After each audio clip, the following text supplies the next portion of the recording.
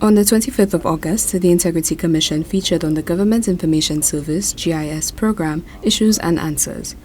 This commission's roles include ensuring ethical conduct and accountability, as well as to investigate breaches in integrity, corruption, and non-compliance. They monitor public servants, parliamentarians, ambassadors, and quasi-statutory institutions. The chair, Reverend Deacon David Popo, claimed that Saint Lucia's public service has not met compliance levels of over 50% in the past 6 years.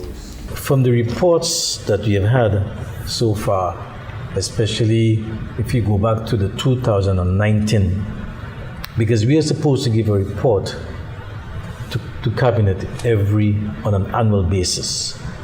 That report and the previous reports would indicate that we have not been able to get 100% compliance, for a number of reasons which we'll not have time to go into. But it is the responsibility of the Commission when you have those non-compliance.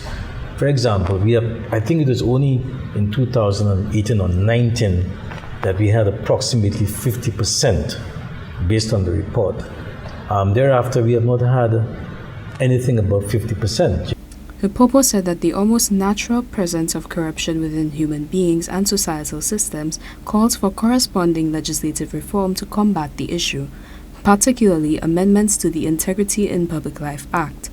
We have to bite it, we have to take it seriously, and that is why amending the legislation is so important, as Commissioner Minister was saying, that accountability, and transparency. In other words, let's put it another way. If you enter government or any public sector and you enter it for $1,000 in the bank, and overnight you end up with $1 million in 1 month, I'm not saying that this is not possible. I'm just saying that in terms of the exponential increase in income, it has to be declared. The public's tendency to try allegations of corruption within the court of public opinion instead of formally reporting makes it difficult for the Commission to intervene in such cases. If people are aware because there's a lot of misinformation and disinformation in terms of what the Integrity Commission can do and cannot do. So, for example, we hear people who say that they call a particular talk show and there is an allegation of corruption by a minister or a public servant. But that is just hearsay, okay? The Commission under the Act cannot take any action unless, for example, you have a written allegation and you have some level of evidence. Thereafter, the Commission can say, okay, let us investigate.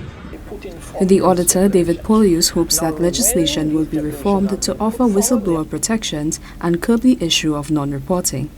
Whistleblower protection normally means that whenever you have signed a document or sent it, it remains confidential.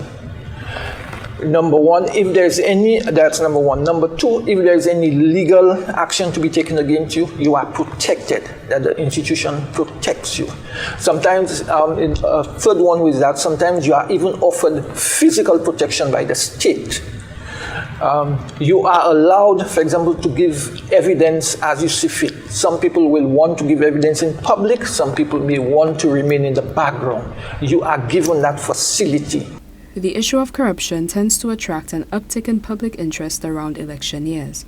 The Integrity Commission presenting its rules and challenges to the public comes as a timely and highly valuable contribution to Saint Lucia's anti-corruption discourse. For Choice News Now, I am Sienna Dalso.